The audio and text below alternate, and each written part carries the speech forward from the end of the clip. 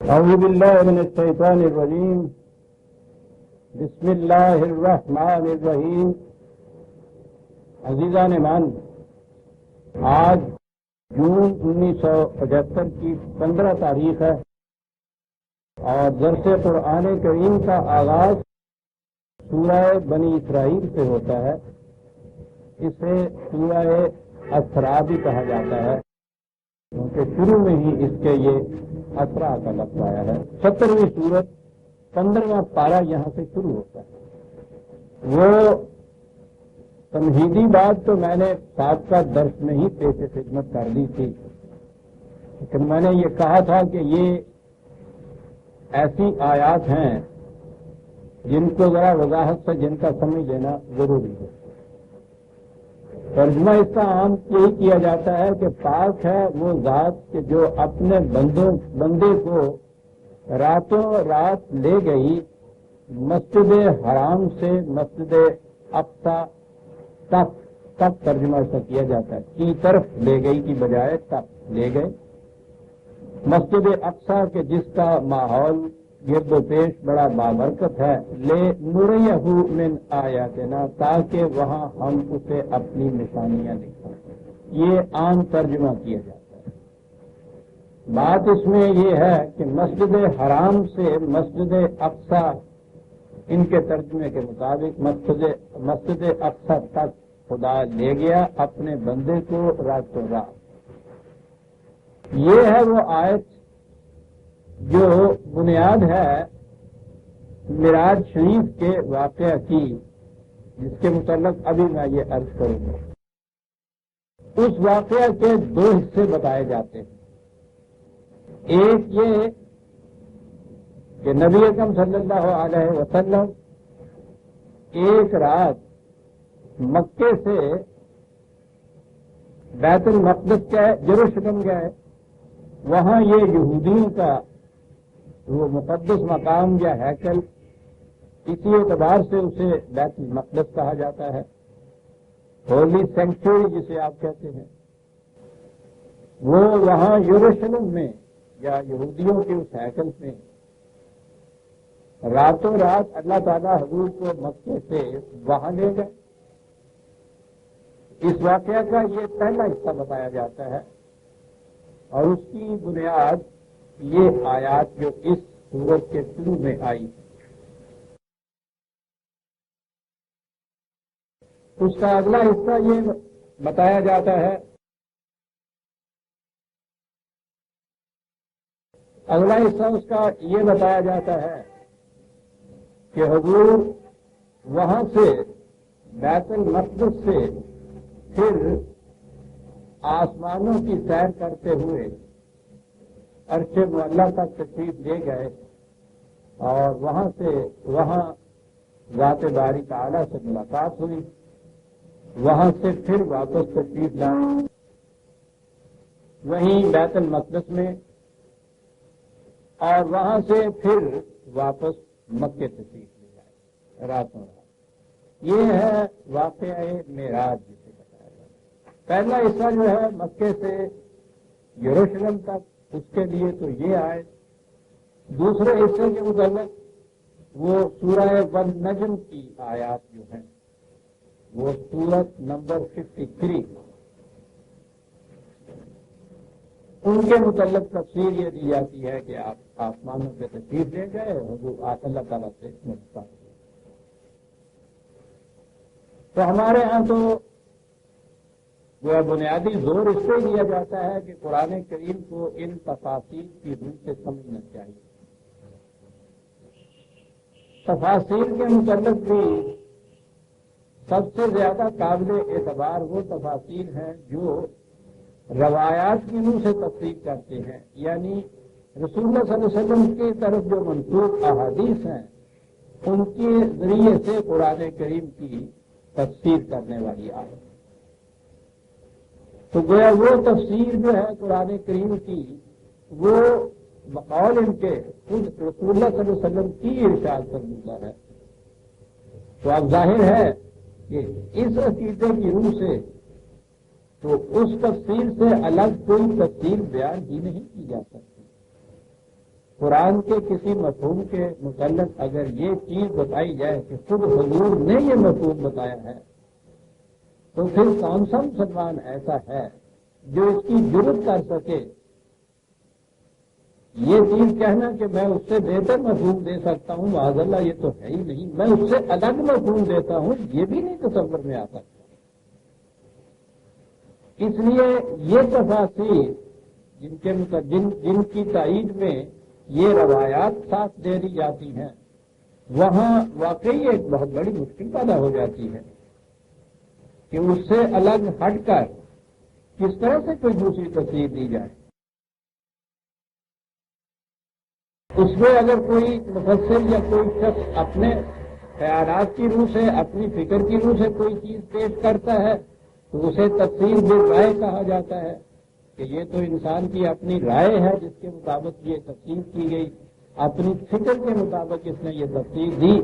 اور ہمارے ہاں تو یہ عقیدہ ہے کہ رائے یا فکر یا قیاس شریعت کے معاملے میں، دین کے معاملے کے اندر قطعی ممانعت ہے، اور وہ تو پھر پرانے جھگڑے چلے آتے ہیں. اہل الرائے جو ہیں اہل حدیث کے مقابلے میں ان کے خلاف کفر کے فتوے سرزد ہوتے ہیں.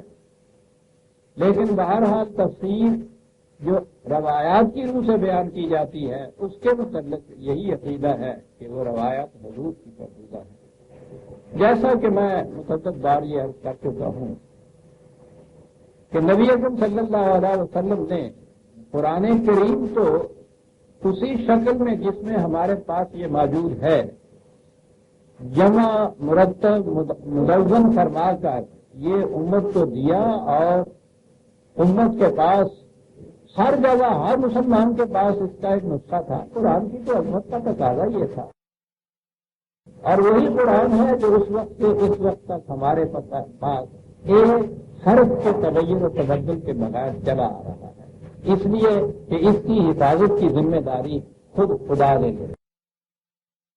ویسے تاریخی شہادات بھی ہمارے پاس موجود ہے کہ یہ قرآن کریم وہی ہے اور اس میں کوئی تبدیلی نہیں ہوئی. غیر مسلموں تک بھی اس تاریخی شہادت کی تائید کرنے والے موجود ہیں. احادیث کے متعلق یہ صورت نہیں ہے. نبی اکرم صلی اللہ علیہ وسلم نے اپنی روایات کا کوئی مجموعہ امت کو نہیں دیا. صحابہ کے بعد کے زمانے میں بھی مجموعہ مرتب کوئی نہیں ہوا. تاریخ یہ بتاتی ہے کہ انہوں نے اسے روکا، منع کیا. اور آگے ہم بڑھتے ہیں تو سب سے پہلا جو مجموعہ ہے احادیث سب سے قابل اعتماد ہے وہ امام بخاری کی کتاب، جسے عام طور پہ بخاری شریف ہی کہا جاتا ہے، وہ ان کا مجموعہ ہے. امام بخاری کی وفات رسول اللہ صلی اللہ علیہ وسلم کے بعد 250 سال بعد ہوئی، 256 میں ان کی وفات ہوئی. تو گویا یہ پہلا مجموعہ جو مرتب ہوا ہے وہ 256 میں ہوا. اور اس کے بعد جو باقی گنائی جاتی ہیں سنیوں کے ہاں 6 مجموعے ہیں جنہیں یہ صحائح ستہ کہتے ہیں، صحیح کتابیں. یہ پہلی 256 میں یا 250 سال بعد ہوئی ہے، اور یہ باقی اس کے بعد کے مجموعے ہیں. یہ رسول اللہ صلی اللہ علیہ وسلم کے اتنا عرصہ بعد یہ مرتب ہوئے. مرتب بھی کسی تحریری مواد سے نہیں ہوئے، کوئی ریٹن ریکارڈ پہلے نہیں تھا. اسی لیے ان کو روایات کہا جاتا ہے کہ یہ زبانی روایت جو چلی آتی تھی، میں نے اس سے سنا، میں نے اس سے سنا، میں نے اپنے باپ سے سنا، روایت یوں چلتی ہے میں نے سنا اس طرح سے. تو 250 سال میں رسول اللہ صلی اللہ علیہ وسلم تک پہنچتے ہوئے آپ سمجھ لیجئے کہ راستے میں کتنے ایسے راوی آئیں گے جو یہ کہیں گے کہ میں نے اپنے باپ یا استاد سے سنا، میں نے ان سے سنا، میں نے ان سے سنا. اور پھر یہ جو چیز ہے اسے بھی یہ نہیں کہ آخر میں یہ کہا ہو کہ رسول اللہ صلی اللہ علیہ وسلم کے یہ الفاظ ہیں جو ہم دہرائے چلے آ رہے ہیں. یہ روایات جو ہیں یہ باللفظ نہیں ہیں کہ حضور کے الفاظ ہیں یہ، بلکہ وہ بالمانی ہیں کہ حضور نے فرمایا، سننے والے نے اس کا مطلب یہ سمجھا، اور وہ مطلب جو ہے پھر وہاں سے یہ جامعین حدیث تک 250 سال تک یہ مطلب زبانی ایک سے دوسرے کی طرف منتقل ہوتا چلا آیا.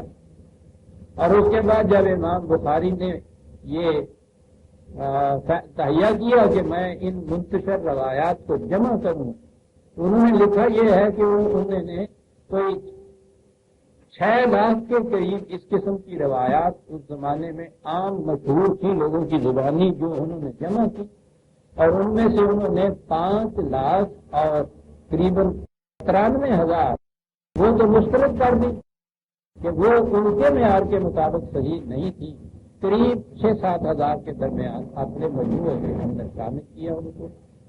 اسی طرح سے باقی مجموعے بھی ہیں، ان کے بعد اسی شکل میں مرتب ہو کے ہمارے پاس وہ آئے ہیں۔ یہ ہیں وہ روایات جن کو احادیث رسول اللہ صلی اللہ علیہ وسلم کہا جاتا ہے، یعنی ان کی صحیح پوزیشن تو یہ ہے نا کہ روایت جسے منسوب کیا جاتا ہے حضور کی طرف، یہ ہے ساری چیز، یہ منسوب رسول ہیں، حضور کی طرف ان کی نسبت کی جاتی ہے، نہ تو حضور کے الفاظ ہیں، نہ حضور نے خود ان کی تصدیق فرما کر امت کو آگے دیا، اور وہی تصدیق شدہ صحیفہ جو حضور نے دیا ہو وہ امت میں آگے چلا۔ اگر صورت یہ ہوتی تو بالکل مختلف کیفیت اس کی ہوتی۔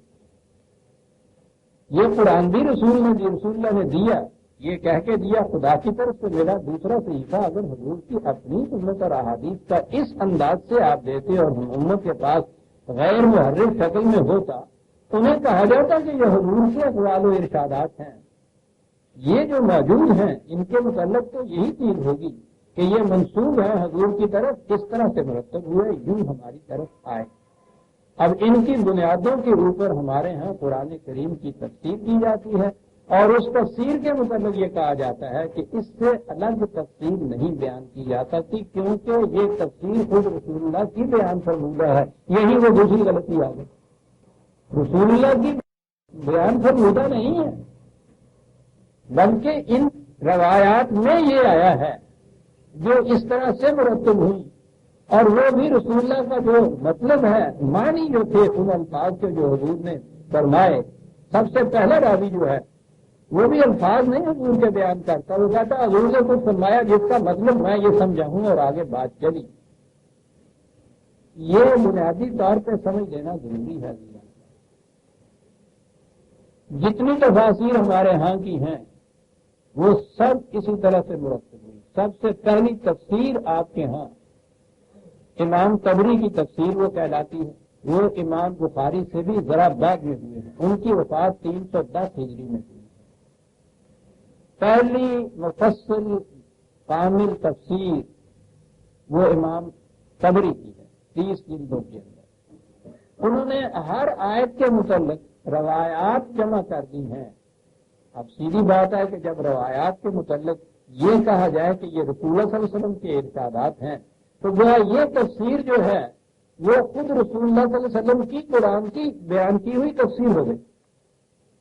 اب اس کے بعد جب ہم آگے چلے ہیں، جتنی تفاسیر لکھی گئی اس کے بعد ان سب کی بنیاد امام طبری کی اس تفسیر کے اوپر۔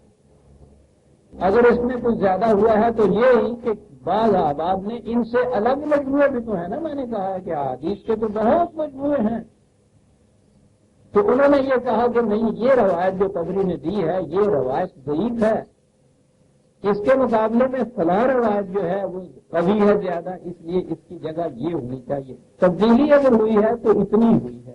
یہ جتنے جھگڑے آپ دیکھ رہے ہیں نا مختلف فرقوں کے اندر، ان جھگڑوں کی بنیاد یہ ہے، ایک فرقہ ایک روایت کو کہتا ہے کہ یہ ہے صحیح، دوسرا کہتا ہے کہ نہیں یہ ضعیف ہے، یہ جو میں پیش کر رہا ہوں یہ ہے صحیح۔ یہ اختلاف ہے ان کے یہاں سے۔ روایات میں تفاسیر میں بھی اگر ایک تفسیر دوسرے سے کہیں اختلاف کرتی ہے تو وہ اسی حد تک کہ انہوں نے یہ کہا ہے کہ وہ روایت ضعیف ہے، کمزور ہے، میں جو روایت پیش کر رہا ہوں یہ اس سے زیادہ قوی ہے۔ جنہوں نے اس میں اپنے خیال سے کچھ کہا ہے، جیسے امام رازی کی تفسیر کبیر ہے، یا اور بھی تفاسیر ایسی ہیں جنہوں نے خود اپنے طور پہ بھی کچھ کہا، ان کو کنڈیم کر دیا گیا کیونکہ وہ تفسیر بالرائے ہیں، اور اس کے لیے دلیل یہ دی کہ رسول اللہ صلی اللہ علیہ وسلم کی فرمودہ تفسیر کے خلاف ہے یہ، اس لیے ہم کیسے اس کو تسلیم کریں۔ اس میں کوئی شبہ نہیں کہ جب بھی یہ کہہ دیا جائے کسی مسلمانوں سے کہ صاحب یہ تفسیر حضور کی تفسیر کے خلاف ہے، اس سے الگ ہے، تو وہ کون ہے مسلمان جو اس کو برداشت کر سکے گا یا دے گا؟ لیکن وہ جو درمیان کی وہ اتنا سا نقطہ ہے نا کہ رسول اللہ صلی اللہ علیہ وسلم کی نہیں ہے بلکہ منصوب الرسول ہے، یہ بات نہیں واضح کی جاتی۔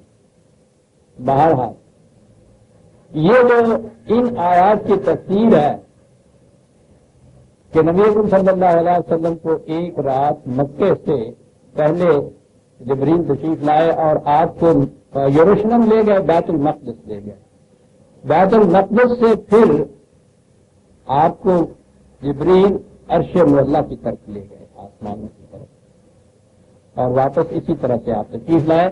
یہ تفاسیر کے اندر یہ واقعہ جو بیان ہے، روایات کی روح سے یہ واقعہ بیان ہے۔ اس واقعہ کی جزیات میں کہیں کہیں تھوڑا بہت فرق ہے، وہی روایات کے طرف کی بنا پر، لیکن محصل جو ہے اس کا وہ ہر جگہ ایک ہی ہے۔ اس میں ہمارے ہاں کے متقدمین ہوں یعنی پہلے زمانے کے مفسر یا متاثرین ہوں ہمارے زمانے کے مفسر، بنیاد ان کی تفسیر کی یہی ہے روایات۔ اس واقعہ کو آج بھی کس طرح بیان کیا جاتا ہے، میرے پاس تو متقدمین کی بھی تفاسیر ہیں جن میں یہ سارے واقعات درج ہیں۔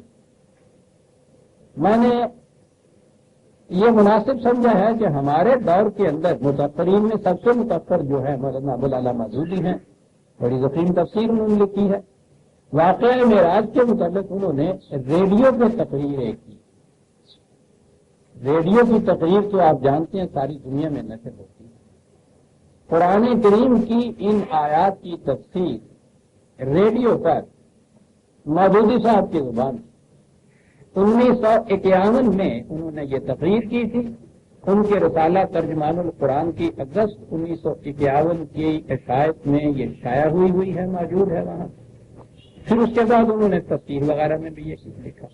اس تقریر میں جو ریڈیو پہ ہوئی تھی، میں اس لیے اس پہ یہ زور دے رہا ہوں کہ یہ پھر دنیا بھر میں قرآن کی ان آیات کی یہ تفسیر نشر ہوئی۔ کہا یہ گیا کہ یہ رسول اللہ صلی اللہ علیہ وسلم کی بیان کرنے کا ہے، اور وہ یہ حضرت محمد صلی اللہ علیہ وسلم کو پیغمبری کے منصب کا سرفراز ہوئے 12 سال گزر چکے تھے، 52 سال کی عمر تھی، کعبہ میں سو رہے تھے، یکایک جبریل فرشتے نے آ کر آپ کو جگایا، نیم خفتہ و نیم بیدار حالت میں اٹھا کر آپ کو زمزم کے پاس لے گئے، سینہ چاک کیا، زمزم کے پانی سے اس کو دھویا، پھر اسے علم اور بردباری اور دانائی اور ایمان و یقین سے بھر دیا۔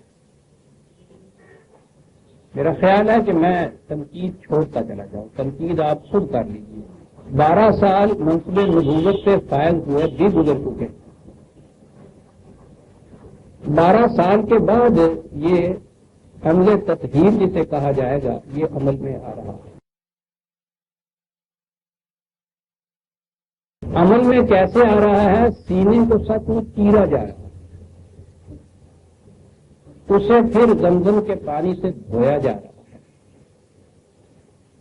اس میں پھر علم بردباری اور دانائی اور ایمان و یقین بھرا جا رہا ہے۔ 12 سال کے بعد نبوت کے دعوت ابتدا ہو رہی ہے یہاں فزیکل ڈائسیکشن۔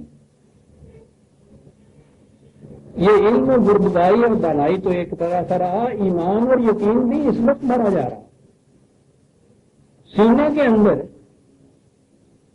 فزیکل ڈائسیکشن کے بعد میں اس لیے یہ زور دے رہا ہوں کہ یہ وہ تقاریر ہماری ہیں جو ساری دنیا میں جاتی ہیں، اور آگے اس پہ اضافہ کر دوں کہ پھر یہ وہ تفسیریں ہیں جن کے ترجمے اب انگریزی میں ہو رہے ہیں، اور انہیں شہرت اتنی دی جا رہی ہے کہ hotel Intercontinental Lahore, hotel Metropolitan Karachi, ان میں اس تفسیر کی افتتاحی یا تعارفی تقریبات ہوتی ہیں، ان کے انگریزی کے ترجمے ہوتے ہیں، انہیں دنیا بھر میں نشر کیا جاتا ہے۔ یہ ہے وہ جو چیز اس کے اندر دی جاتی ہے دنیا کو قرآن کی تفسیر حضور کی زبان مبارک سے۔ یہ ہے مقام نبوت جو پہلے فکرے میں پیش کیا جا رہا ہے، علم بردباری اور دانائی اور ایمان و یقین سے بھر دی۔ اس کے بعد آپ کی سواری کے لیے ایک جانور پیش کیا جس کا رنگ سفید اور قد خچر سے کچھ چھوٹا تھا. جانور قد بھی بتایا جا رہا ہے، رنگ بھی بتایا جا رہا ہے، برف کی رفتار سے چلتا تھا اور اسی مناسبت سے اس کا نام براق. قرآن میں یہ نام نہیں، براق نام ہے. نام تو اس کا یہی ہے اور اس کی تصویریں تو آپ نے دیکھی ہوں گی مختلف مقام میں ٹنگی ہوئی. وہ گھوڑا پیچھے سے، آگے سے اس کا چہرہ انسان کا، پر لگے ہوئے.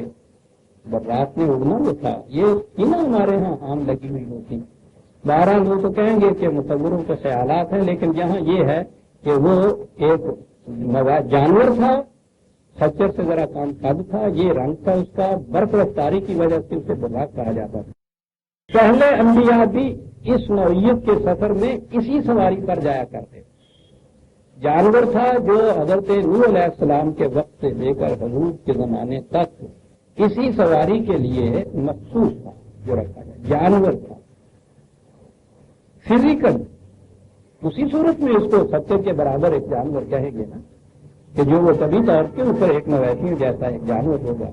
اس کے لیے وہ مخصوص تھا. جب آپ سوار ہونے لگے تو وہ چمکا. جبریل نے تھپکی دے کر کہا، دیکھ کیا کرتا ہے. جس پر حضرت نوح علیہ السلام سے لے کے حضرت عیسیٰ علیہ السلام تک انبیاء سواری کرتے چلے آئے. ڈرتا بھی ہوں میں یہ چیزیں کہتے ہوئے، لیکن ایک ایک فکرے میں تو کچھ کہنا ہی پڑے گا. دیکھ کیا کرتا ہے. آج تک محمد صلی اللہ علیہ وسلم سے بڑی شخصیت کا کوئی انسان تو اس پر سوار نہیں ہوا. پھر آپ اس پر سوار ہوئے اور جبریل آپ کے ساتھ ساتھ چلے. پہلی منزل مدینہ کی تھی جہاں اتر کر آپ نے نماز پڑھی. جبریل نے کہا اس جگہ آپ ہجرت کر کے آئیں گے. دوسری منزل طور سینا کی تھی جہاں خدا حضرت موسیٰ علیہ السلام سے ہم کلام ہوئے. تیسری منزل بیت لحم کی تھی جہاں حضرت عیسیٰ علیہ السلام پیدا ہوئے. چوتھی منزل بیت المقدس کی تھی جہاں براق کا سفر ختم ہوا. بیت المقدس یہ کہتے ہیں یہودیوں کا وہ معبد یا ہیکل سلیمانی جو یروشلم میں واقع تھا. میں ابھی اس کی تاریخ پیش کروں گا آپ کی خدمت میں اور انہیں کی زبانی پیش کروں. یہودیوں کے اس معبد کو یہ بیت المقدس اب بھی یہ جو کہا جاتا ہے نا عام طور پہ بیت المقدس سے کہا جاتا ہے، تو وہ یہودیوں کے اس معبد یا اس ہیکل سلیمانی کو کہا جاتا تھا. وہاں یہ سفر، اس سفر کے دوران میں ایک جگہ کسی پکارنے والے نے پکارا ادھر آؤ، آپ نے توجہ نہ دی.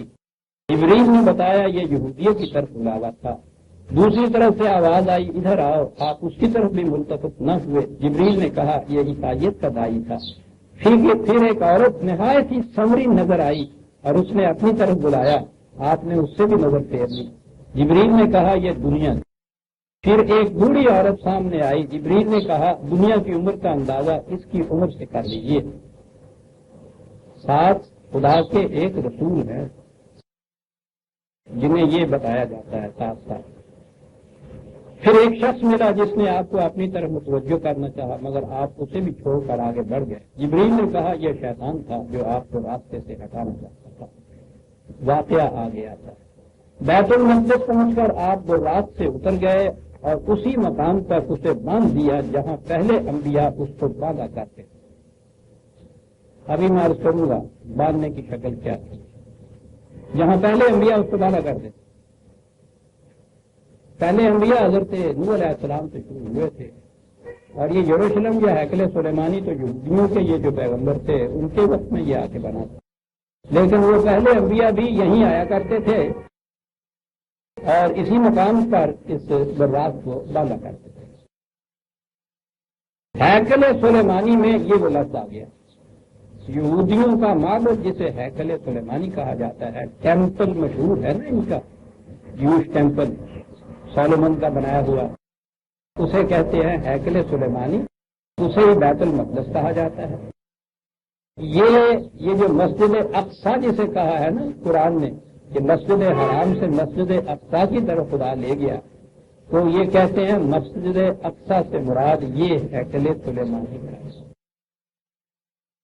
ہیکل سلیمانی میں داخل ہوئے تو ان سب پیغمبروں کو موجود پایا جو ابتدائے آفرینش سے اس وقت تک دنیا میں پیدا ہوئے تھے۔ آپ کے پہنچتے ہی نماز کے لیے صفیں بن گئے۔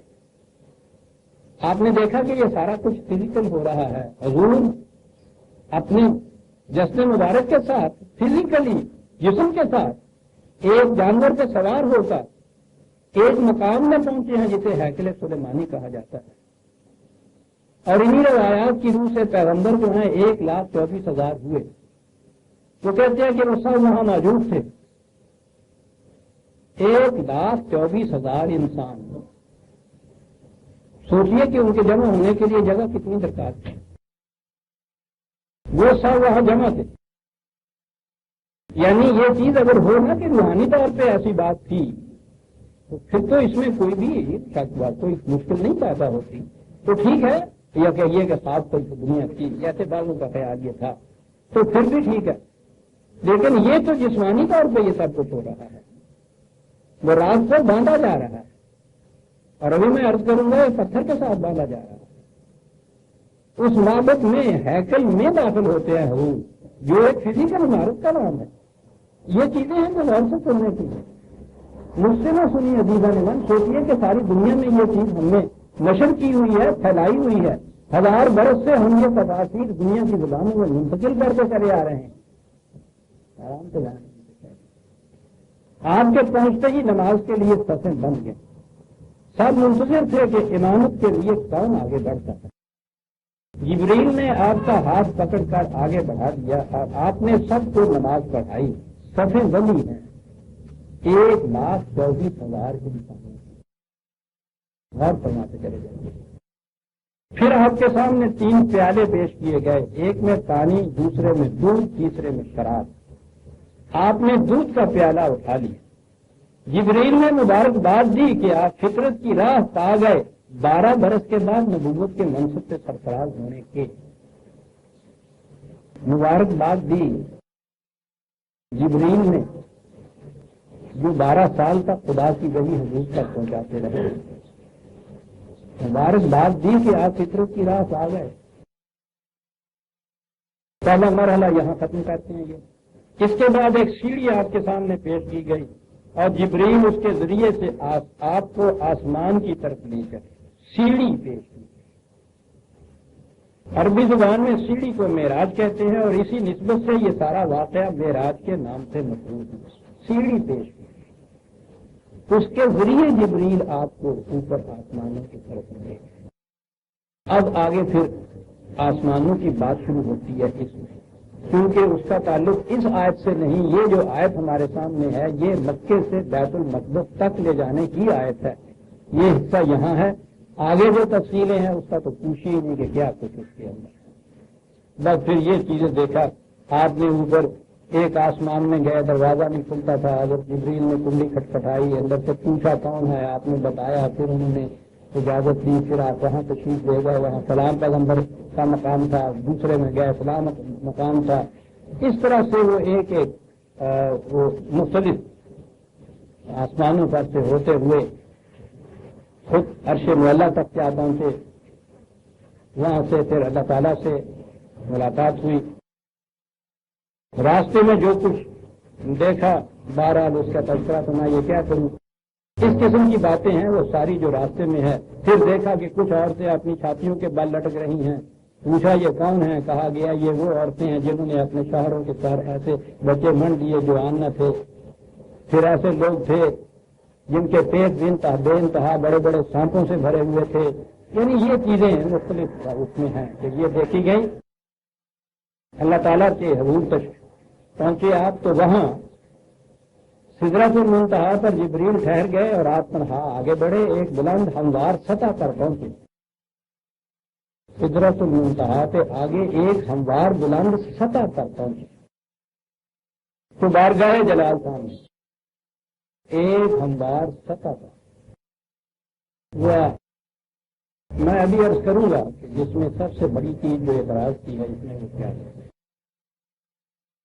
ہم کلامی کا شرف بخشا گیا، جو باتیں ارشاد ہوئی ان میں سے چند یہ وہاں یہ سارا کچھ اتنا کرنے کے بعد جو وہاں باتیں ہوئی وہ ان میں کیا چیزیں تھیں؟ ہر روز 50 نمازیں فرض کی گئی، سورہ بقرہ کی آخری 2 آیتیں تعلیم فرمائی گئی، اور شرک کے سوا دوسرے سب گناہوں کی بخشش کا امکان ظاہر کیا گیا۔ ان تینوں کے لیے یہ سارا کچھ ہوا جو حضور تشریف لے گئے۔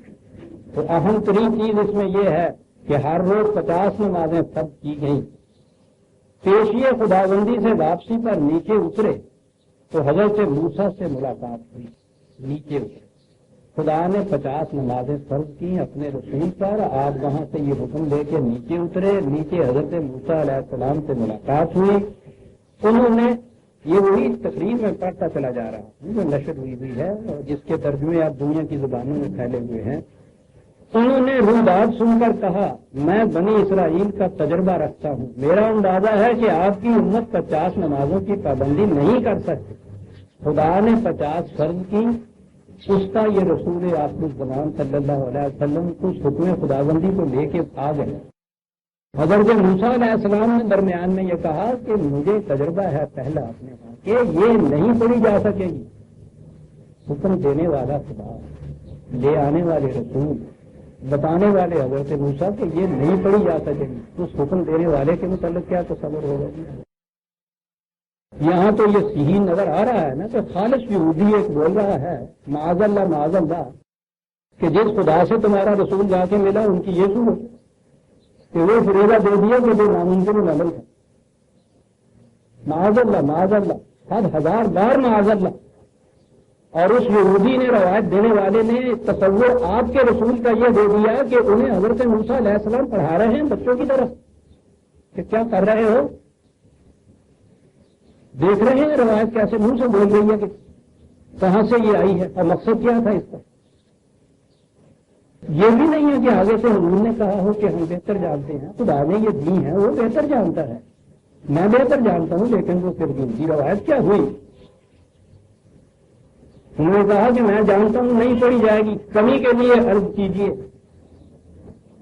آپ گئے،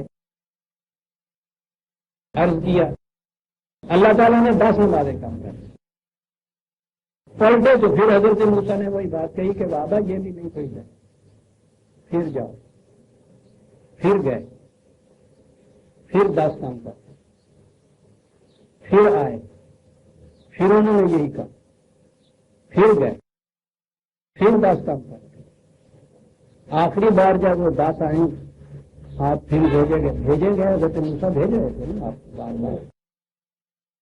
تو وہاں اگر وہ 10 کے حساب سے جو کمی ہو رہی تھی اگر وہ حساب ہی قائم رہتا تو یہ تو آخری 10 ہی باقی رہ گئی تھی نا۔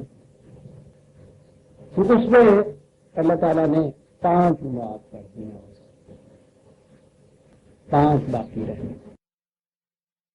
پھر آئے تو حضرت موسیٰ علیہ السلام نے پھر یہی کہا کہ یہ 5 بھی نہیں پڑھی جائیں گے۔ تو آپ نے فرمایا کہ مجھے تو بار بار جاتے شرم آتی، میں اب نہیں جاتا، اس طرح سے 5 نمازیں فرض ہوئی آپ کی۔ آپ تشریف لے آئے۔ بہرحال یہ حصہ جو میں نے کہا ہے کہ میں اس کی تفصیل نہیں دیتا، وہ آگے کی جو آیات ہیں اس میں یہ کچھ لائے ہوئے ہیں۔ یہاں تو اتنی سی بات ہی ہے کہ مکے سے آپ تشریف دے گئے بیت المقدس براق کے، جو ایک 70 کے برابر جانور تھا، وہاں جا کے 1,24,000 نبیوں کے سخت بستہ نماز ہوئی، آپ نے امامت فرمائی، چیلی آئی اس کے ذریعے سے آپ کو اوپر۔ یہ واقعہ ہوا ہیکل سلیمانی کے اندر، اسے مسجد اقصی جو اس آیت میں آیا ہے، اس آیت کی تفسیر ہے کہ یہ مسجد اقصی ہیکل سلیمانی جہاں آپ تشریف لے گئے تھے اور وہاں یہ واقعہ پیش آیا تھا۔ یہ سن لیا نا آپ نے، ذہن میں آ گئی نا بات، یہ ذہن میں رکھیے اچھی طرح سے، پتہ نہیں دوبارہ وقت ملتا ہے یہ رسول اللہ صلی اللہ علیہ وسلم کے زمانے کی بات، حضور کے ساتھ یہ واقعہ ہو رہا ہے۔ ہیکل سلیمانی میں آپ تشریف لے گئے، وہاں یہ سب کچھ ہوا۔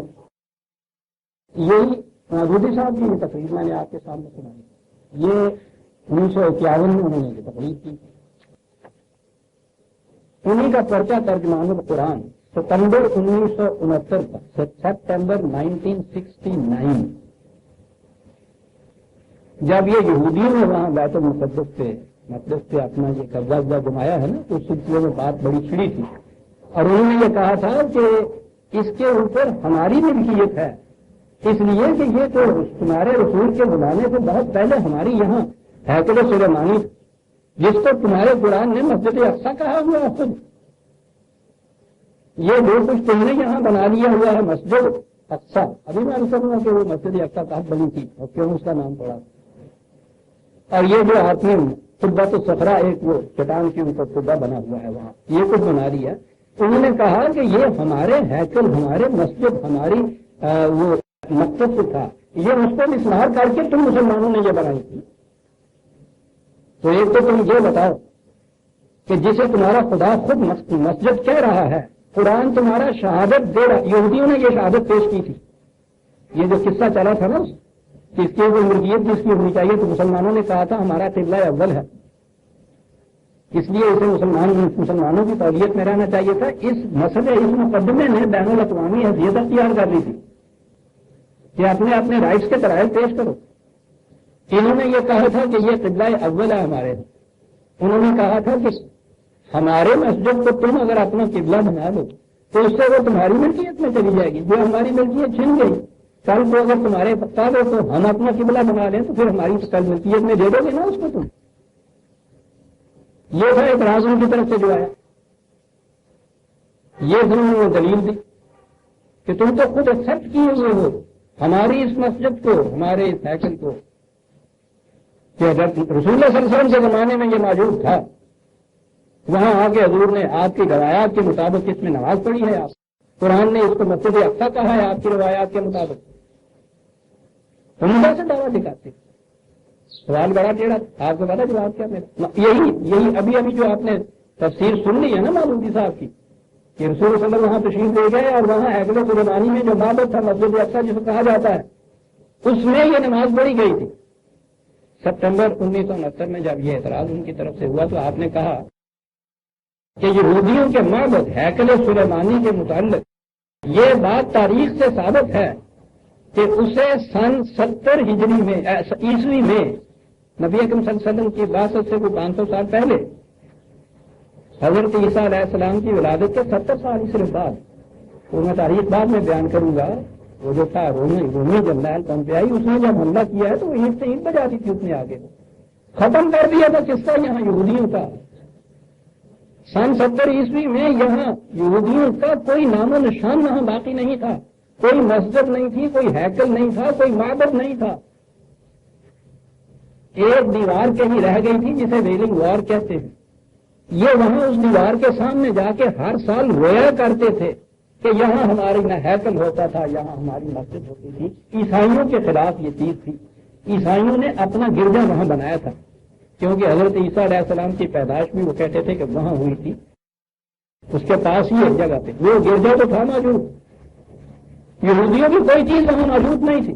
تاریخ بتا رہی تھی رسول اللہ کے زمانے میں ان سے 500 سال پہلے وہ سب ختم ہو چکے تھے، لیکن آپ کے ہاں تفاصیر میں چلا آ رہا ہے نا، وہی ابھی میں نے کہا ہے کہ مودودی صاحب فرما رہے ہیں کہ ہیکل سلیمانی میں جو مسجد اقصی ہے وہاں آپ نے جا کے نماز پڑھی۔ اب ان کا بیان سنیے کہ ہیکل سلیمانی کے متعلق یہ بات تاریخ سے ثابت ہے کہ اسے سن 70 عیسوی میں بالکل مسمار کر دیا تھا، اور حضرت عمر کے زمانے میں جب بیت المقدس فتح ہوا اس وقت یہاں یہودیوں کا کوئی معبد نہیں تھا، یہاں کھنڈر پڑے ہوئے تھے، اس لیے یہاں مسجد اقصی اور قبۃ صغریٰ کی تعبیر کے بارے میں کوئی یہودی یہ الزام نہیں لگا سکتا کہ ان میں کسی معبد کو توڑ کر مسلمانوں نے یہ مساجد بنائی تھی۔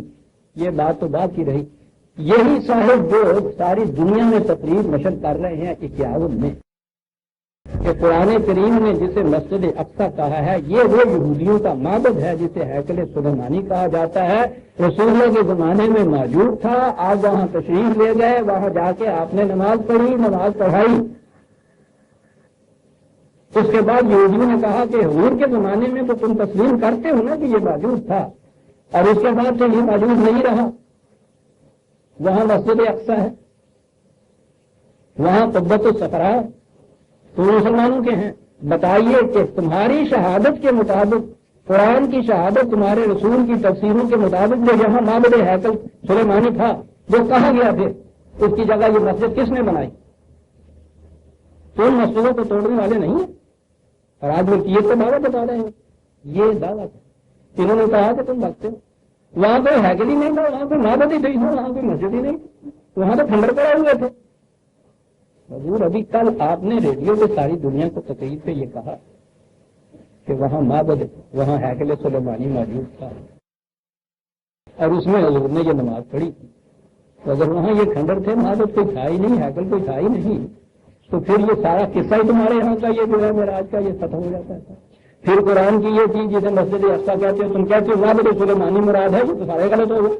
آپ کے خدا کو بھی معاذ اللہ موجود نہیں تھا کہ وہاں تو تھی نہیں اس قسم کا معبد جب قرآن نازل ہوا ہے. تو اور آپ کے رسول جو 2-2.5 برس نہیں 13 برس تک مکے میں اور 2.5 برس تک مدینے میں اسی ہیکل سلیمانی کی طرف منہ کر کے نماز پڑھتے رہے، جہاں تم کہتے ہو ہیکل ویکل تو تھا ہی نہیں، تو یہ کس طرح منہ کر کے نماز پڑھا کرتے؟ سنتے جائیے عزیزان من، ایک اینٹ آپ سے ہی رکھ دیجیے تا سریا میر اگر دیوار کج. دیکھ رہے ہیں ایک اس میں جو مسجد اقصیٰ کا لفظ آیا، روایات کی روح سے جو اس کی تفسیر بیان ہوئی کہ اس سے مراد وہ یروشلم کا یہودیوں کا بیت المقدس ہے، وہاں معبد تھا جو ہیکل سلیمانی جسے کہا جاتا ہے. یہ جو آ گئی ساری تفاسیر، اب یہ تفاسیر رسول اللہ صلی اللہ علیہ وسلم کی بتائی جا رہی ہیں اور خود کہہ رہے ہیں اس کے بعد آپ کی کہ وہاں کوئی معبد وابد نہیں تھا، وہ تو کھنڈرات. آپ غور فرمائیے، یوں قرآن کی تفسیر بیان ہو رہی ہے ان روایات کی، یوں یہ حضرات اس تفسیر کو ساری دنیا کے اندر پھیلا رہے ہیں، خود ہی اس کی کنٹراڈکشن ہو رہی ہے. آپ ہی یہ کہہ رہے ہیں کہ کوئی نہیں تھا وہاں. یہ تو وہ ہمارے ہاں متاثرین میں نے کہا ہے کہ 1000 برس سے آپ کی جتنی تفاسیر ہیں وہ اس واقعہ سے بھری پڑی. اس میں ساری بات یہ تھی کہ وہ وہاں معبد ہیکل سلیمانی یہودیوں کا معبد وہاں وہ تھا جسے مسجد اقصیٰ کہا گیا ہے. یہاں تو خود ان کی زبانی آپ نے سن لیا نا، کوئی تھا نہیں. جو اس سے 10 برس پہلے ساری دنیا کو اعلان کر رہے ہیں ریڈیو کے اوپر، تو وہاں آپ نے جا کے نماز پڑھی تھی.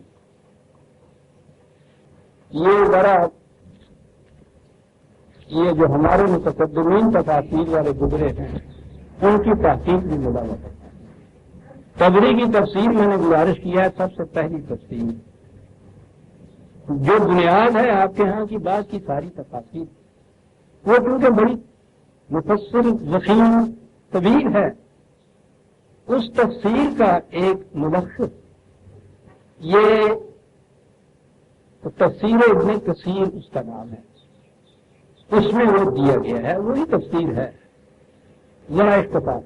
تو وہ کیونکہ بڑی تفسیر ہے، عام طور پہ وہ نہیں پڑھائی جاتی، یہ اس کی جگہ تفسیر ابن کثیر ہی عام طور پہ پڑھائی جاتی ہے. روایات وہی ہیں جو اس کے اندر ہے. تفسیر ابن کثیر میں پہلے میں نے عرض کیا تھا نا کہ رات کو حضور نے وہاں باندھا تھا جہاں پہلے انبیاء باندھا کرتے تھے، وہ باندھنے کی بات پہلے اس میں یہ اس تفسیر میں یہ لکھا ہے کہ بیت المقدس کی مسجد کے پاس اس دروازے پر پہنچے، مسجد ہے اس کے دروازے ہیں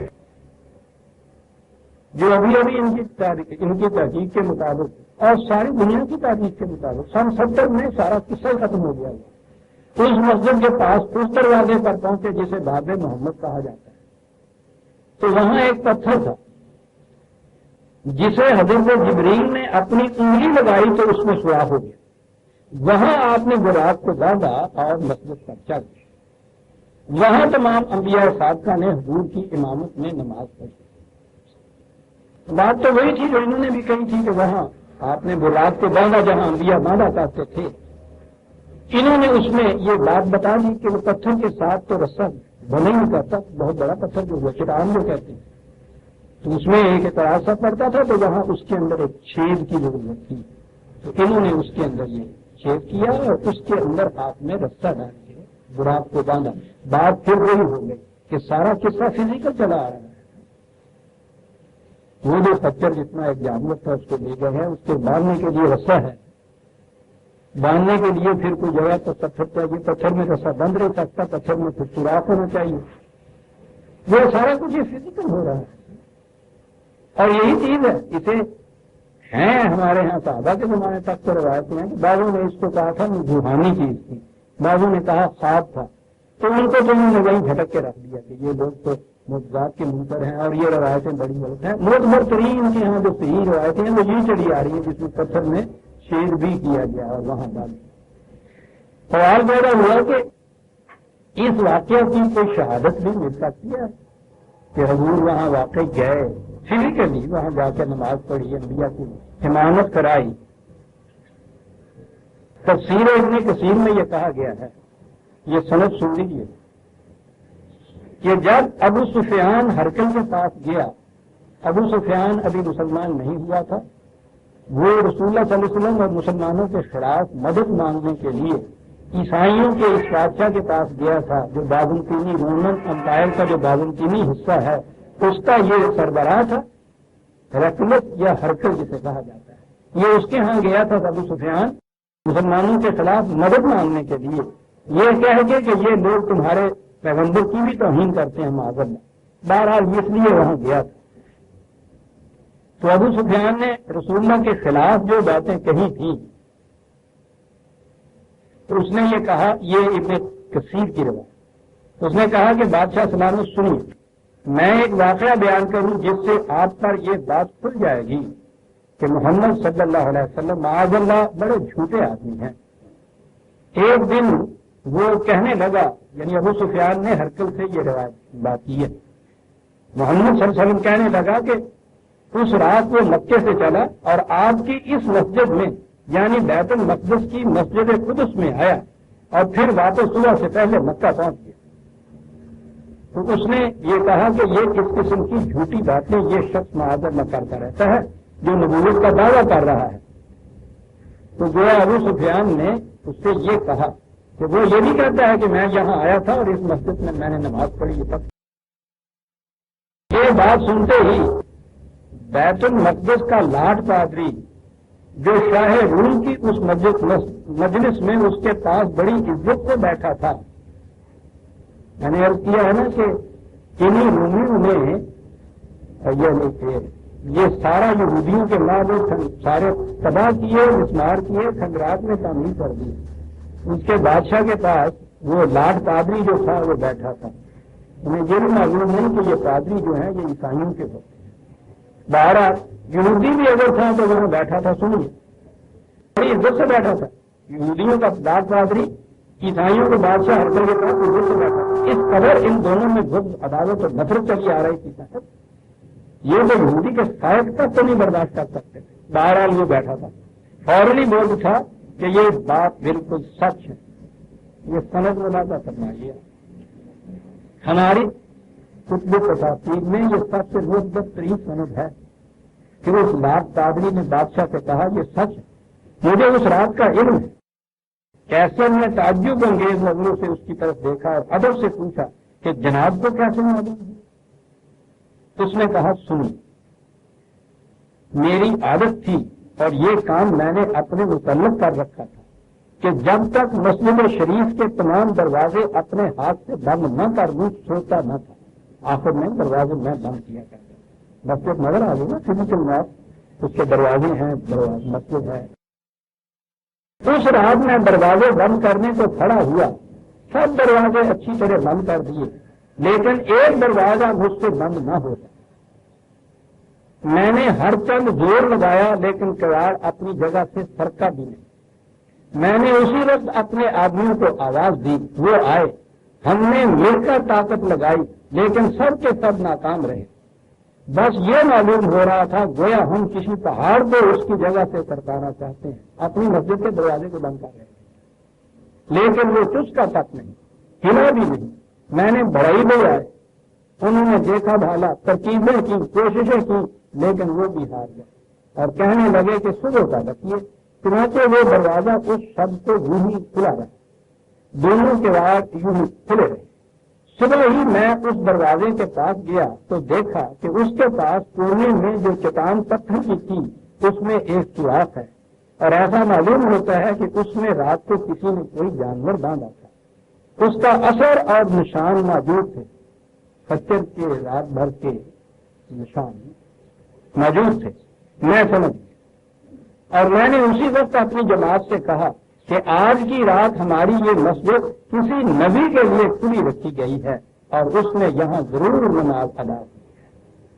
لاڈ پادری نے اپنے بادشاہ سے کہا، اس نے ابو سفیان سے کہا کہ دیکھو اس کی سچائی کی شہادت کہاں سے مل رہی ہے. اور یہ پھر سند جو ہے ہمارے ہاں کے مفسرین نے، ابن کثیر جیسوں نے اپنی کتابوں میں درج کی، وہ ثابت کرنے کے لیے کہ حضور نے جو فرمایا تھا کہ میں گیا تھا اس مسجد میں، یہ دیکھیے اس کی سند یہ ہے جناب. ملازہ فرمائیے اس مسجد کی یہ سند دروازے بند کرنے کی اور یہ سارے قصے کی جو موجود ہی نہیں ہوا، جو اس سے 500 برس پہلے مسمار کی جا چکی تھی سارے مورخین کے لوگ. خود یہ صاحب جو آج اس کو پیش کر رہے ہیں وہ بتا رہے ہیں کہ رسول اللہ کے زمانے میں تو وہاں کوئی نہ مسجد تھی، نہ معبد تھا، نہ ہیکل تھا، کھنڈرات پڑے ہوئے تھے. یہ بھی ٹھیک، یہ بھی درست. درست کیا نہیں؟ درست یہ نہیں اگر کوئی کنڈکٹ پرویز ان چیزوں کو دوہرا دے تو وہ منکر حدیث ہے. مار دو گولی سے، عزیزہ میں مان سے، اسے جو بھی میں آئے کہہ دو. اس کا یہ ایمان تو نہ سنو کہ جس رسول پر ایمان لانے کے لیے خدا نے ہم سے کہا ہے، جس میں قرآن جیسی باعظمت کتاب دی ہے، خدا کے لیے اس قسم کی باتیں اس کی طرف منسوخ نہ کرے گا. خدا کے لیے ایسی باتیں منسوخ یہ رسول کی نہیں ہو سکتی. اسلام تو یوں تو دنیا میں رسول نہ کرے، اس رسول کی محبوس کا تو کچھ خیال کرے. جب تم یہ چیز دنیا کو کہتے ہو کہ دل یقین یہ چیز ہمارے رسول نے کروائی، جس کی شہادت تمہیں کہیں اور سے نہیں مل رہی، اس قسم کے افسانوں سے شہادت دے رہے ہو، اور وہ بھی ایک لاڈ پادری عیسائی کی شکل یا یہودیوں کا جو ہے ہرگل کے دربار میں وہ یقین کہہ رہا ہے. اس مسجد کے متعلق جو وہاں موجود نہیں ہے تمہاری اپنی تحقیق کے مطابق اسے کہتے ہیں کہ ہمارے رسول اللہ نے آ کے ہم سے یہ بات کہی کہ میں نے اس مسجد میں نماز پڑھی. یہ جرم ہے عزیزان میں پرویز. اگر یہی جرم ہے کہ میں تحفظ معلومات کے تعلق میں یہ بات کہتا ہوں، مجھے اس جرم کا 1000 بار اقرار ہے. مجھے تو خدا کے حضور جا کے اس کا جواب دے، مجھے تو میرے ایمان کے مطابق اپنے رسول کا وہاں سامنے کرنا، مجھے حضور کا سامنے کرنا. مجھے اس کی کیا پرواہ ہے؟ مجھے ان کے فتوے کافر کہتے ہیں یا نہیں.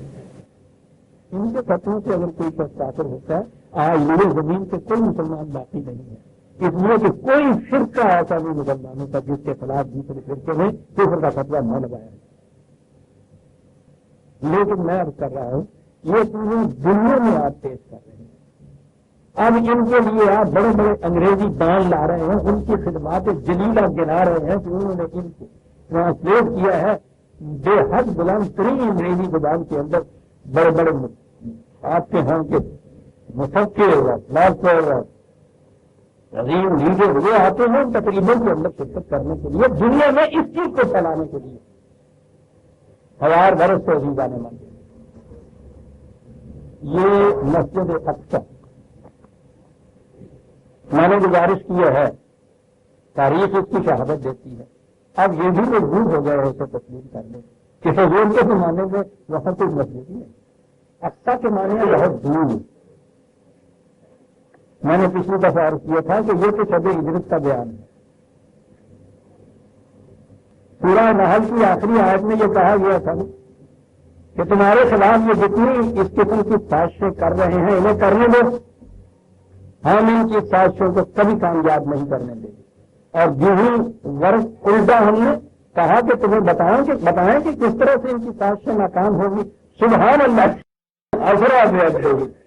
سازش ان کی یہ تھی کہ اس رات سارے ملکے قبیلے کے نمائندے راتوں رات چوری چھپ کے جا کے قتل کر دیں محمد. اور ہم نے یہ ناکام بنائی تدبیر اس کو اس سے پیشتری مکے سے نکال کے لے گئے. سبحان اللہ. اسرا بعبدہ لیلا من المسجد الحرام الى المسجد قلعہ ہے اس کی طرف لے گئے. کہے کہ یہ مجھے نہیں آتا وہاں ہم اپنی وہ پھر نشانیاں دکھائیں جن کے وعدے یہاں مکے میں کیے جا رہے تھے کہ یہی دین غالب آ کے رہے گا. یہ تمام دشمن مغلوب ہو جائیں گے. مکہ یہ بیت الحرم مسجد حرام کعبہ پھر تمہاری طبیعت کے اندر آئے گا. پھر ابھی آنے غالب پہ تمہارا دین غالب آئے گا. پھر ساری دنیا میں خدا کی بات اونچی ہوگی تاکہ ہم وہاں دکھائیں تمہیں کہ جو تم سے کہتے تھے دیکھو کس طرح ایک ایک بات پوری ہوتی ہے. اس غرض کے لیے تمہیں یہاں سے بچا کے اور خدا راتوں رات مسجد اقصی کی طرف لے گیا. مسجد اقصی کیا ہے؟ لفظی میں نے کہا نا ترجمہ اس کا دور کی مسجد. صرف اتنی سی بات تو ہے لیکن متعین طور پر اس گاؤں کے اندر کوئی جانتا بھی تھا کہ یہ مسجد اقصی ہے کیا چیز جسے یہ بتایا گیا کہ یہ وہ ہیکل سلیمانی ہے. عزیزان ایمان آپ حیران ہوں گے کہ خود ہماری تاریخوں کے اندر یہ بات لکھی ہوئی ہے انہی ہی کتابوں کے اندر کہ رسول اللہ صلی اللہ علیہ وسلم کے زمانے میں ہجرت سے پہلے مدینے کا ایک نام مسجد اقصی تھا. یہ پرچہ میرے پاس ہے جنوری 1975 کا طلوع اسلام. اس کے اندر مسجد اقصی کے ہی نام سے میرا ایک مضمون ہے اور یہ تاریخی حوالے اس کے اندر موجود. وفاء الوفا بہت بڑی تاریخ ہے اس کے اندر کی کس قسم کی مساجد. اس میں یہ بھی لکھا ہے کہ اس سے پہلے مدینے میں کتنی مسجدیں بن چکی تھی کہاں کہاں یہ اجتماعات ہوتے تھے. مسلمان تو جہاں بھی 2-3 بھی اکٹھے ہو وہیں ان کی سجدہ گاہ ہو جاتی ہے. اور مدینہ تو اس کی حیثیت اب اتنی پہنچ چکی تھی کہ مکے میں اگر حضور کے 300 ساتھیوں کے اوپر یہ وظالم ہو رہے تھے انہوں نے جا کر دعوت دی تھی کہ آپ تشریف لائیے نا آج ہم محفوظ ہوں گے. تو گویا ان کی حیثیت ایسی ہو گئی تھی نا مدینے کے مسلمانوں کی کہ وہ آپ کو انوائٹ کر رہے ہیں الرغم قریش کے کہ آپ آئیے وہاں. مامن بھی موجود ہے مساکن بھی موجود ہے حفاظت کی جگہ بھی موجود ہے مساجد بھی موجود ہے مسلمانوں کی جماعت موجود ہے. تو آپ نے تو جانا ہی وہاں تھا جہاں خدا کے پیغام کے عملی تشکیل کے لیے سزا سازگار ہو. انی واحد لا ربی جب کہتا ہے مہاجر رسول کہ میں چلا اپنے خدا کی طرف تو ویزا نے من خدا تو ہر جگہ ہوتا ہے. کہاں جاتا ہے وہ جہاں خدا کے دین کے غالب آنے کے امکان زیادہ ہوتے ہیں. یعنی یہ عجیب چیز ہے اور عجیب بات ہے کہ میں نے جب یہ مفہوم القرآن میں بلکہ اس سے بھی پہلے میں نے جب یہ چیز لکھی تھی کہ یہ جو ہے یہ سورہ بنی اسرائیل کی پہلی آیت اس میں مسجد اقصی جو ہے یہ حضور کی شب ہجرت کے واقعہ کا بیان ہے اور اس سے مراد مدینہ ہے. مکہ سے مدینہ کی طرف جانا میں نے جب لکھا ہے. عجیب بات ہے انسان ہمارا کل تو کسی وقت نہیں ہو سکتا. میرے سامنے یہ تاریخ نہیں تھی چنانچہ میں نے اس کو قرآن کریم میں صرف قرآن میں غور و تدبر کے بعد یہ چیز میں نے اس نتیجہ نکالا تھا کہ یہ شب ہجرت کا بیان ہے. لکھ لیا تھا میں نے تلاش میں رہا تھا کہ شاید کہیں سے یہ چیز مل جائے. اس کے بہت عرصہ بعد مصر سے یہ قرآن کریم آیا وہ میں نے پھر منگایا. اس نے اس کے حاشیے پہ یہ چیز لکھی ہوئی تھی مسجد اقصی کی کہ اس سے مدینہ النبی مراد ہے. پوچھیے نہیں اس دن کس قدر خوشی ہوئی مجھے اس بات سے. اللہ تعالیٰ کا کتنا فضل. ایک بات جو میں نے اپنی فکر میں آپ کے اوپر لکھی تھی اس کی ایک تائید ملی. پھر مجھے اس کی تلاش ہوئی کہ یہ انہوں نے کیسے لکھا. آپ حیران ہوں گے کہ اس کے بعد یہ تاریخیں مل گئی مجھ کو اور اس تاریخوں میں ایک چیز یہ مل گئی جس میں یہ کہا کہ مدینے کا نام مسجد اقصی تھا اور خود وہ خچر جس پہ سوار ہو کے حضور نے یہ سفر کیا تھا اس خچر کا نام وہاں آ کے کسوا نام اس خچر کا رکھ دیا گیا تھا. حضور نے اس خچر پہ کئی سفر کیے ہیں اور ہماری تاریخ میں اس کا نام یہ رکھا ہوا تھا. میں حیران ہوا کرتا تھا کہ یہ اس کا نام یہ کیسے پڑا ہے. اب یہ آ کے یہ پتا چلا کہ یہ وہی خچر تھا جس پہ حضور نے یہ سفر کیا تھا وہ مسجد اقصی تو وہاں پہلے موجود تھی جہاں وہ آئی ہے، اور اس جانور اس سواری کا نام ہی انہوں نے، اس خچر کا نام قصوہ رکھا گیا ہے، صاحب تاریخوں میں اس کا نام قصوہ اب تک چلا آ رہا ہے، اور مدینے کا نام مسجد اقصی مدینے کا نام، جیسے مسجد الحرام سے صرف کعبہ مراد نہیں ہوتی، بعض اوقات پورا مکہ مراد ہوتا ہے۔ قرآن میں خود یہ ہے کہ انہوں نے تم مسجد حرام سے وہاں کے رہنے والوں کو نکال دیا، مدینے میں آئے، تو اس سے مراد کعبے کے رہنے والے نہیں، کعبے میں تو کوئی رہتا ہی نہیں ہے، قرآن کا تو یہ انداز ہے۔ تو مدینے کا نام ان لوگوں نے، اور مسجد تو اب ہمارے یہاں یہ چار دیواری کے اندر گھری ہوئی رہتی ہے، ورنہ میرے اس رسول کے ارشاد کے مطابق صلی اللہ علیہ وسلم حضور نے تو فرمایا کہ کل زمین کا تختہ مسلمان کی مسجد ہے، یہ جہاں بھی کھڑا ہو کے اپنے خدا کی اطاعت کرے گا وہی میرا مسجد کہلائے گا، یہ کسی عمارت کا نام نہیں ہے۔ تو لگ بات ہے کہ اجتماع کے لیے عمارت کی ضرورت پڑتی ہے، لیکن مانوی اعتبار سے مسجد صرف اس عمارت کو نہیں، جس مقام سے بھی خدا کے ان قوانین بات اونچی ہوگی غالب آئے گی، اس کے لیے ڈسکشن ہوگی بات۔ اسلامی نظام سلطنت میں پارلیمنٹ لحاظ جسے آپ کہتے ہیں وہی تو مسجد نبوی تھی۔ آج اگر وہ مسجد میں آپ آ کے وہاں یہ نہیں کرتے، آج بھی اگر آپ کے ہاں اسی انداز، اسی سنت رسول اللہ، اسی قرآن کریم کے مطابق کوئی مملکت قائم ہوئی، اس کے ہاں جو قوانین کے نافذ کرنے کا ادارہ ہوگا وہ مسجد کبریٰ کہلائے گی۔ یہاں تو قرآن میں اصطلاحیں ہم کو وہ دی ہیں، دوسری اصطلاحیں ماننے کی ضرورت کیا سے نہیں ہے، تو وہ نام رکھنے کی ضرورت نہیں ہے کسی کی کہ اسمبلی ہال اس کو کہتے ہیں، نو اسمبلی ہال، یہ مملکت اسلامیہ کی مسجد کبریٰ کیا بات۔ مسلمان تو جہاں بھی خدا کے کلمے کے بلند کرتے ہیں، حضور کا ارشاد ساری روح زمین مسلمان کے لیے، اور پھر یہ دین مسلمان کا فریضہ بھی بتایا، فریضہ تمہارا یہ ہے، پوری روح زمین جو ہے اس کے اوپر باطل کی سجدہ گاہ کوئی نہیں بنے گی، تمہاری سجدہ گاہ اس پر ہونا چاہیے۔ منتہا اسلام کا یہی ہے عزیزان اللہ، کہ ساری مسجد جو ہے وہ اشرقت الارض بنور ربہا، خدا کے نور سے جگمگا اٹھے گی۔ اس دن اس حدیث شریف کا مطلب سمجھ میں آئے گا۔ میں کہہ یہ رہا تھا کہ یہ ہے تفاسیر کی روح سے ہمارے قرآن کریم کی آیات کی یا قرآن کی تفسیر کا ایک نمونہ جو میں نے آپ کے سامنے پیش کیا۔ اس آیت کی پہلی بات تو میں پھر آگے اس کی چلاؤں گا۔ اگلی بات جو ہے کہ حضور پھر وہاں سے سیڑھی کے ذریعے اوپر تشریف لے گئے، آسمانوں کی سیر کی، خدا کے یہاں تشریف لے گئے۔ جب بھی اس کے متعلق یہ کہا جائے کہ سب انکار ہے تو وہ سب میرا شریف کا انکار تو یہی کفر کے لیے کافی ہے۔ آپ کے یہاں تو ان کے ہاں کے کسی عقیدے کے خلاف آپ کچھ کہیے تو وہ کفر کا مجھے یہ نہیں ہے کہ اسلام کے خلاف، قرآن کے خلاف، حدیث کے خلاف، نہ جی، جو آپ کے ہاں جس فرقے کا یہ ہے اس فرقے کے کسی عقیدے کے خلاف بسیری کی بات تو یہ کفر ہو گیا۔ حضور تشریف لے گئے۔ اب یہ جو سوال ہے کہ حضور بجسد انصری یعنی اس فزیکل باڈی کے ساتھ آپ گئے اللہ تعالیٰ کے پاس، جس میں وہ کہتے ہیں کہ دو خیال پائے جاتے ہیں۔ رسول اللہ کے زمانے میں بھی انہوں نے کہا کہ کچھ صحابہ ایسے تھے جس میں حضرت عائشہ رضی اللہ تعالیٰ عنہ بھی تھی اور حضرت ابن عباس بھی تھے، کہ وہ یہ کہتے تھے کہ نہیں یہ بات خواب کی، فزیکل باڈی کے ساتھ آپ نہیں گئے۔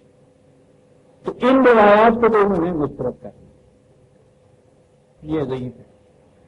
مانا یہی جاتا ہے کہ آپ کی فزیکل باڈی کے ساتھ انکار کیجیے اس واقعے سے، تو کہا یہ جاتا ہے کہ کیا خدا ایسا کرنے کے قادر نہیں ہے؟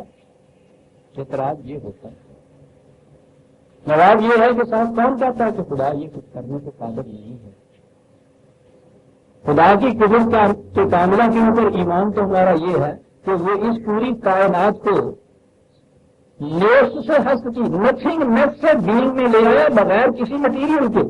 سر اس سے بڑا اور معجزہ کیا ہوتا ہے؟ اس کے بعد یہ تو بڑی چھوٹی موٹی باتیں ہیں کہ خدا اپنے معجزے سے، اپنی قدرت کاملہ سے کسی انسان کو کسی جگہ لے جائے۔ اعتراض جو کرتا ہے عزیزہ نے غور سے سن رکھیے، شاید نہ موقع ملے کبھی بات کرنے کا۔ فزیکل باڈی اس جسم کے ساتھ حضور کہیں تشریف لے جاتے ہیں، وہاں بتایا کہ ایک ہموار سطح ہے، وہاں خدا بیٹھے، تو گویا یہ ساری چیز فزیکل جب ہوئی تو خدا کو بھی کسی فزیکل جگہ سرفیس کے اندر آپ نے محدود کیا ہے نا. یہ ہے اعتراض جو خدا کہتا ہے ماں تم اینا ماتم، تم جہاں بھی ہو خدا تمہارے ساتھ. نام اقرب رہے من حبل الورید، ہم تو ہر انسان کی شاہ رب سے بھی زیادہ قریب ہے. اینا میں تو سمجھ ادھر بھی تم نگاہ اٹھاؤ گے خدا ہوگا. خدا کے متعلق اگر یہ تصور آ جائے کہ وہ کسی خاص مکان میں خاص جگہ کے اندر بیٹھا ہے، یہ تصور خدا کے متعلق خدا کا انکار ہے جو قرآن میں خدا دیا ہے. عزیزان مان، یہ خدا محدود ہو گیا کہ رہ جائے گا کسی اسپیس کے اندر. جب آپ خدا کو یہ مانیں گے کہ وہ کسی اسپیس میں محدود ہو کے بیٹھا ہوا ہے تو یہ اس سارے تصور کے خلاف کرا جائے گا جو قرآن کے خلاف خدا کا تصور پیش کیا ہے. اور قرآن کی تعلیم کی پہلی عظمت یہ ہے کہ اس نے جو خدا کا تصور دیا ہے اتنا منزہ تصور ہے، دنیا کے کسی مذہب میں جو تصور نہیں ہے. ہر قسم کی تفصیل سے پاکیزہ اول والآخر، ٹائم جسے آپ کہتے ہیں ان حدود سے نکل گیا. ظاہر والباطن جسے آپ اسپیس کہتے ہیں اس کی حدود سے نکل گیا. ٹائم اینڈ اسپیس کی حدود سے ماورا خدا صرف قرآن دیتا ہے، دنیا کا کوئی مدد نہیں پیش کرتا. جینا نے یہ عظمت تھی. لیکن اگر ہم خدا کی اس قدرت کو ثابت کرنے کے لیے خدا کو مجسم طور پر کسی اسپیس کے اندر محدود کر دیں جہاں ایک شخص اپنے جسم کے ساتھ ملنے کے لیے اس کو جاتا ہے، خدا کو ہم نے اسپیس کے اندر محدود کر دیا. خدا کو ایک جسم کے ساتھ ملنے کے لیے خیال کے ساتھ تو آپ یہاں میرے کمرے میں بیٹھے ہوئے 1000 میل کے فاصلے کے انسان سے باتیں کرتے ہیں، لیکن جب مجھے خود بجسد عنصری ملنے کے لیے جانا پڑے گا تو پھر اس شخص کو بھی تو کسی ایک جگہ کے اوپر آپ کو بٹھانا ہوگا نا کہ وہاں جا کے یہ ملا ہے. عزیزاً اعتراض یہ ہے اس پہ، خدا کی قدرت پہ اعتراض نہیں. لیکن آپ کو معلوم ہے کہ خدا کی قدرت کے متعلق پھر ہمارے یہاں کیا کیا دلائل دیے جاتے ہیں. وہ تو پرانی باتیں میں کر رہا تھا. اگلا حصہ لیجیے معراج کا جو کہا ہے نا کہ وہاں سے حضور تشریف لے گئے آسمانوں پہ، اس کی سند میں جشن ہوئے ہمارے، چراغاں کیا گیا. تو بیت المقدس کی مسجد کی سند تو آپ نے دیکھ لیا تھا نا کہاں سے ملی تھی، جو ہر کوئی کے دربار کا لاڑتا آدمی وہاں سے ملی تھی. یہ سند جو تھی یہ نہیں مل رہی تھی کہ آسمانوں کے اوپر ایک انسان ایسے چلا. جب یہ امریکن خلا نورد پہلی دفعہ چاند پہ پہنچے نا جناب تو ہمارا تدبیر بلند ہو گیا ہمارے. لیجیے صاحب آؤ، کہاں ہو انکار کرنے والے معراج کا، آؤ.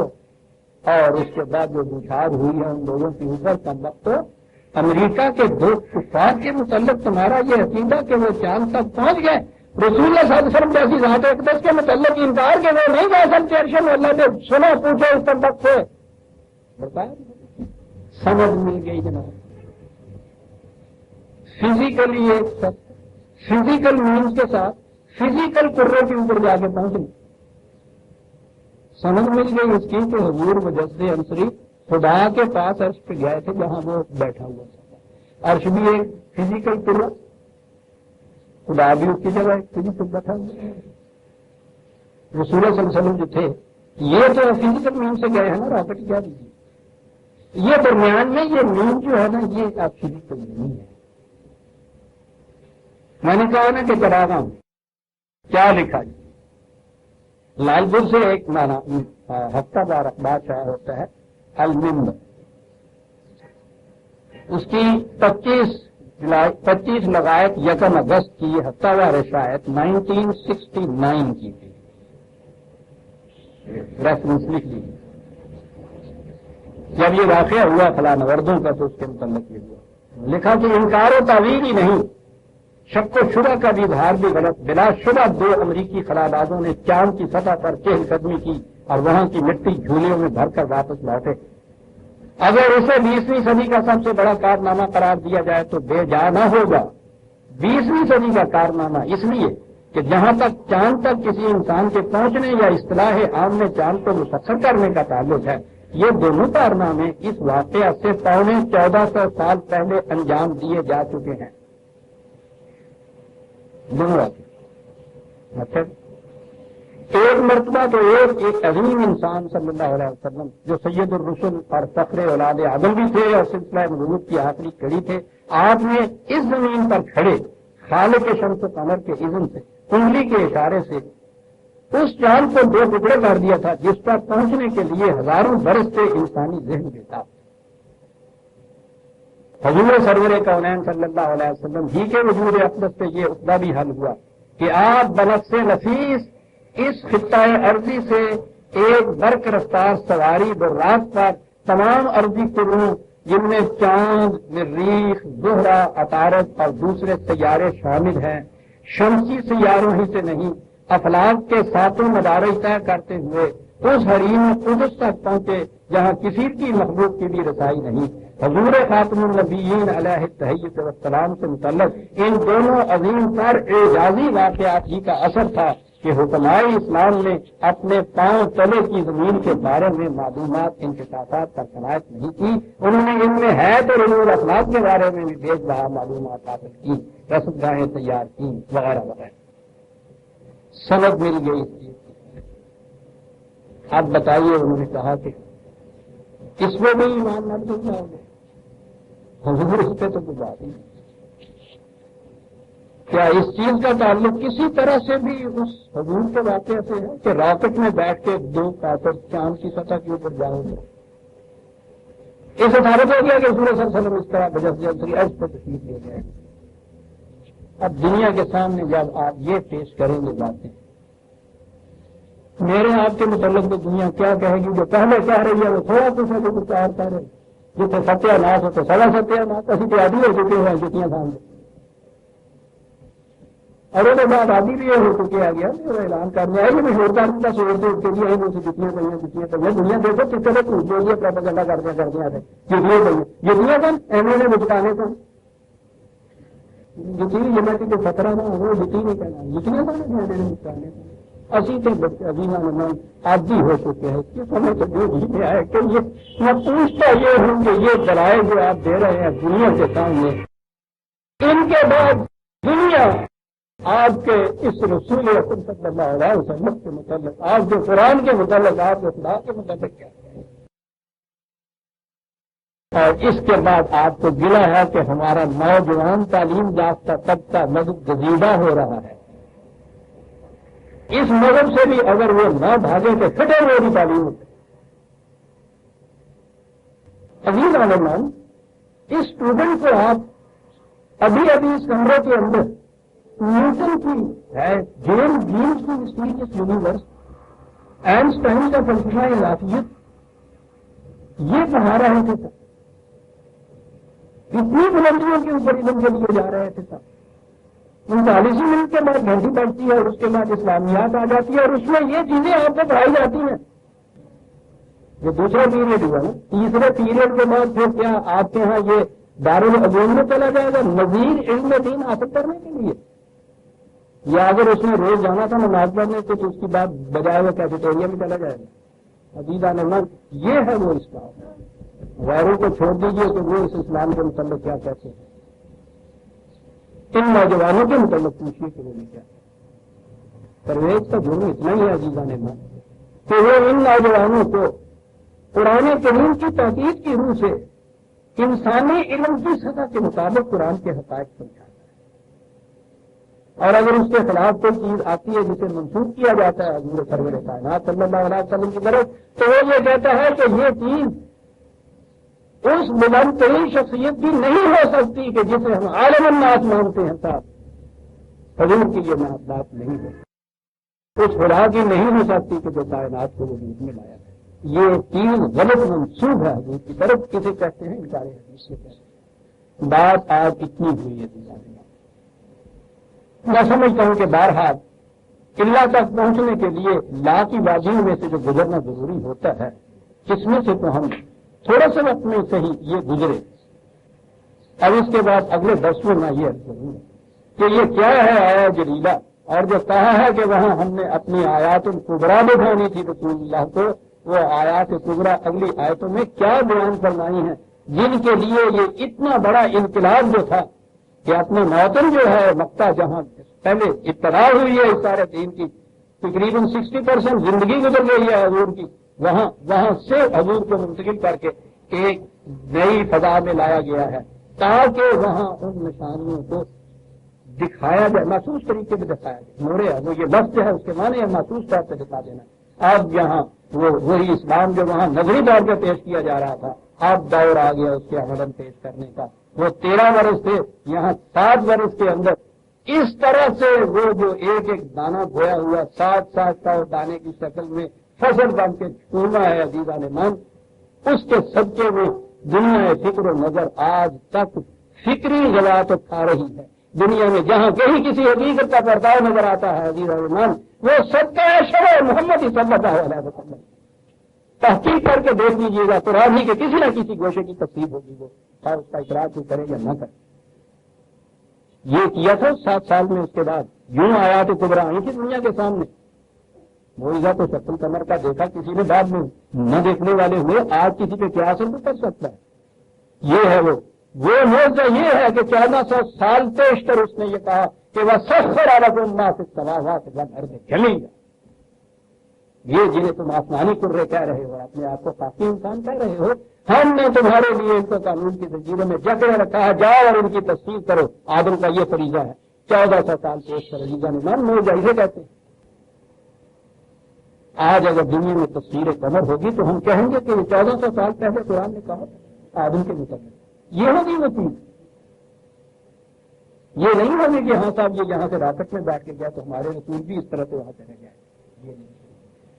وقت ہوئے عزیزان ایمان آج اتنے میں، اللہ کرے کہ کوئی بات جو میں کہنا چاہتا تھا ساتھ ہو گئی ہو۔ ربنا تقبل منا انک